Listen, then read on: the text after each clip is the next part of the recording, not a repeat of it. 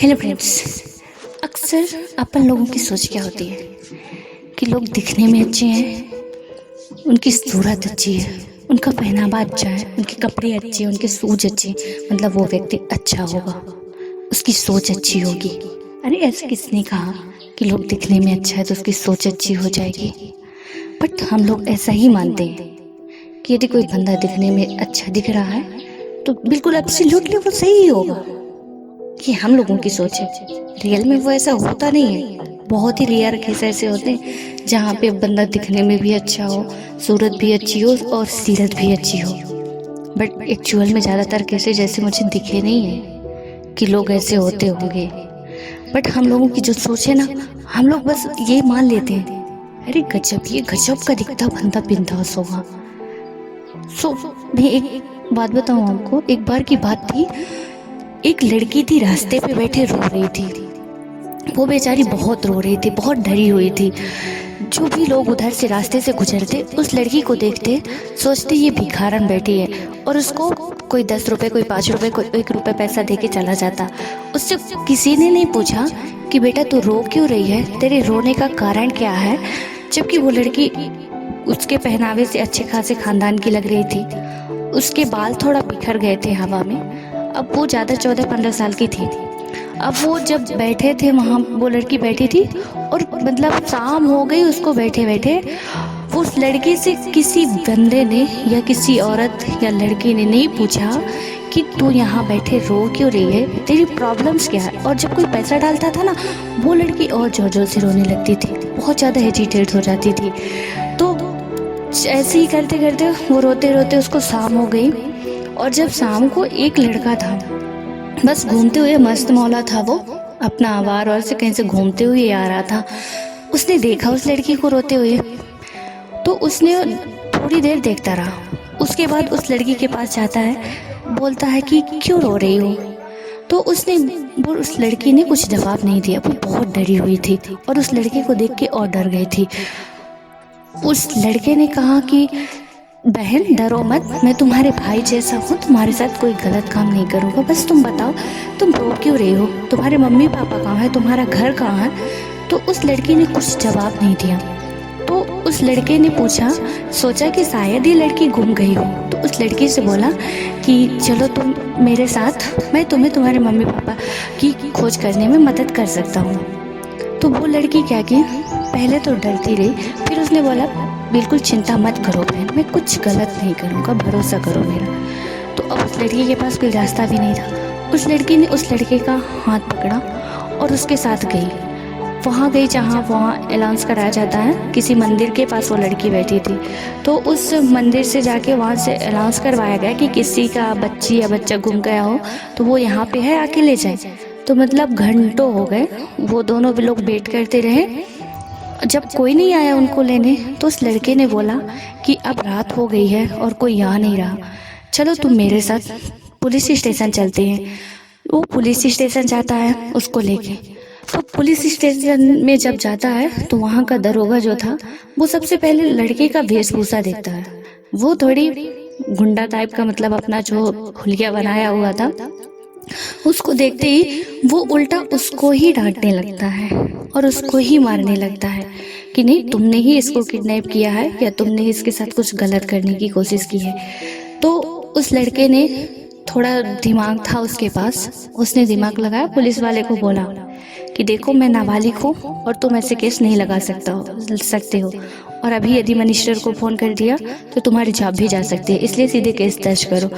तो वो पुलिस हो गए, उसकी इतनी धमकी उसकी काम आ गई। उस पुलिस वाले ने क्या किया कि उसको, जो उसकी रिपोर्ट थी उसको लिखी, इंक्वायरी की। इंक्वायरी से पता चला, उस लड़की ने बस इतना बताया कि वो बस किस कलर की थी। उससे पता चला कि वो बस तो सुबह ही निकल जाती है 11 बजे के समथिंग। अब वो क्या करे, कोई दूसरा रास्ता था नहीं। हाँ, इतना पता चल गया था कि वो लखनऊ की बस थी। अब उस लड़की, वो तो कुछ बोल ही नहीं रही थी, मतलब डरी हुई थी।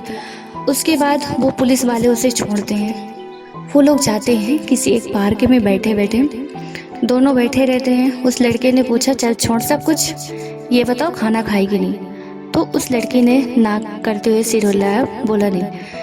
तो वो गया, उस लड़की के लिए खाना लाया, उसे पेट भर खाना खिलाया और बोला, मतलब पार्क में ही बैठे थे अब उसके पास भी इतना ज़्यादा पैसा नहीं था कि कोई होटल बुक करे और उसको एक रात ठहरे, उस लड़की को ठहराए। तो बोला चल आज बहन इसी पार्क में सो जाते हैं, क्योंकि कल के लिए लखनऊ जाना है तो किराया नहीं बचेगा, तेरे मम्मी पापा को ढूंढना ही है तेरे घर को। तो उस लड़की ने बोला ठीक है। वो लड़की सो गई और वहाँ ठंड बहुत थी, तो उसने क्या किया, अपना जो जैकेट पहना था उस लड़की को पहना दिया। तो वो लड़की पहन ली और सो गई। वो लड़का सारी रात ठंड के मारे ठिठुरता रहा और सोया भी नहीं वो। उसके बाद वो सुबह उठते हैं, दोनों मुँह हाथ धोते हैं, वो जाके ब्रेड लाता है। वो लड़के की जो तबीयत थी वो थोड़ी थोड़ी ख़राब होने लगी थी, क्योंकि सारी रात ठंड थी और 2 दिन से वो खाना भी नहीं खाया था। अब इतना पैसा तो नहीं था कि दोनों खा सकते थे, तो उसने क्या किया कि उसको खिला दिया था। अब वो जब ब्रेड लाया तो उस लड़की ने पूछा भैया आप खाए हो? तो उसने बोला नहीं तू खा, मैं फिर खा लूँगा। तो वो लड़की कहती उस टाइम थोड़ा सा मुस्कुराई, तब उस लड़के के जान में जान आई कि चलो कुछ तो अब ये बोल रही है या कह रही है। तो उसने उस लड़के को आधी ब्रेड दी, आधी वो खाई और दोनों चल दिए। जब गए तो वहाँ जहाँ लखनऊ के लिए बस मिलती थी, वहाँ से पता चला कि थोड़ी आगे जाओ उधर से बस मिलेगी। वो लोग उधर के लिए बस पकड़ी और गए। जब उधर जाते हैं तो जब वहाँ की पुलिस स्टेशन में जाके वो कंप्लेन करते हैं कि मतलब ये लड़की गुम गई है, इसके पेरेंट्स को ढूंढना है, जो भी था। वो पुलिस स्टेशन जो पुलिस के वहाँ के दरोगा थे लखनऊ के, वो क्या करने लगते हैं, उस लड़के को ही फिर से मारने लगते हैं और उस लड़के को बहुत ज़्यादा मारते हैं। बाद में उस लड़की के जब लड़की सब कुछ उसे बताती है पुलिस वाले को, तब उसे छोड़ते हैं। फिर वो उधर से फिर भी बोलता बहन तू चिंता मत कर, तेरे मैं मम्मी पापा को आज तो ढूंढ के ही रहूँगा। फिर उसके बाद क्या होता है, दोनों गए उधर से, पुलिस वालों से तो कोई काम नहीं हुआ। फिर उधर से दोनों आए, फिर शाम हो गई, दोनों बैठे रहे। फिर वो जो लड़का था उसकी तबीयत बहुत ज़्यादा ख़राब हो गई थी और लड़की भी उसको समझ गई थी कि ये अच्छा बंदा है। वो सुबह दूसरे दिन लड़की सुबह जल्दी उठ गई थी और वो मार खाने के कारण और थके होने के कारण थोड़ा लेट तक सोता रहा लड़का। वो लड़की उठी, मुंह हाथ धोई और फिर जब वो उठा लड़का उसको देख के हंसी, बोली भैया आप ठीक तो हो ना? तो उसको भैया जैसे ही बोली तो उसका मतलब अंदर से इतनी एनर्जी आई उसको कि जैसे कोई दवा दे दिया हो, उसकी तो तबीयत ठीक हो गई हो।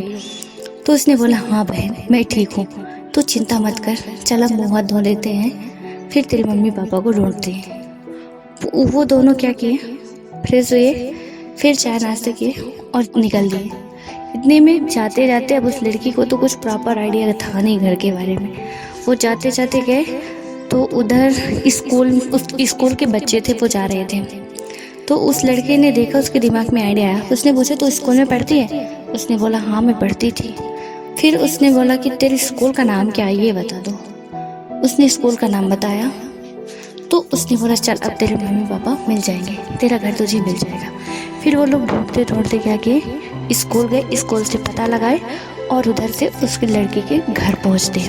और जैसे ही घर पहुंचते हैं तो उस लड़की के माँ बाप ने उस लड़के को शुक्रिया अदा करने के बदले उसका होलिया देख के उस लड़के को फिर शुरू हो गए टॉर्चर करना। फिर उस लड़की ने जल्दी से रोका कि मम्मी पापा ऐसा नहीं है, ये लड़का अच्छा है, मतलब उस सारे हालात बताए उसने।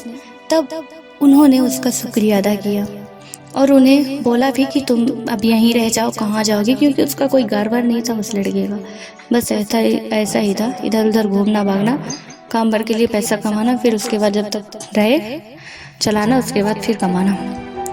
फिर वो लड़का उधर से चला जाता है। तो इस कहानी का मेन मकसद यही था कि लोग, इंसान सूरत पे मरते हैं ना कि सीरत पे, क्योंकि उस लड़के का हुलिया ठीक नहीं था इसलिए वो हर जगह टॉर्चर किया गया। लेकिन वहीं पे वो लड़की की हेल्प करने वाला कोई भी नहीं था, कोई भी बंदा या बंदी ऐसी नहीं थी जो उस लड़की को हेल्प दे सके, सिर्फ उस लड़के ने ऐसा किया। लेकिन उसे भी कितना टॉर्चर किया गया उसकी सूरत के बदौलत, सूरत के बदौलत, मतलब उसके हुलिया के बदौलत कि ये ऐसा दिखता है, मतलब यही कुछ किया होगा। सो अपनी सोच को डेवलप करें और लोगों को उनकी सूरत से नहीं, उनकी सीरत से पहचानने की कोशिश करें, क्योंकि सूरत क्या है, वो तो किसी भी हादसे पे बदल सकती है ना, और भगवान का बनाया हुआ है, हम खुद से कुछ नहीं कर पाते हैं इसके लिए। यदि ऐसा होता तो शायद दुनिया के सबसे खूबसूरत होते वो लोग जो सबसे गंदे इस टाइम पे दिख रहे होते हैं। सो आई रिक्वेस्ट यू कि लोगों की पहचान उनकी सूरत को छोड़ के उनकी सीरत से करें, यही सबके लिए बेटर होता है। थैंक्स।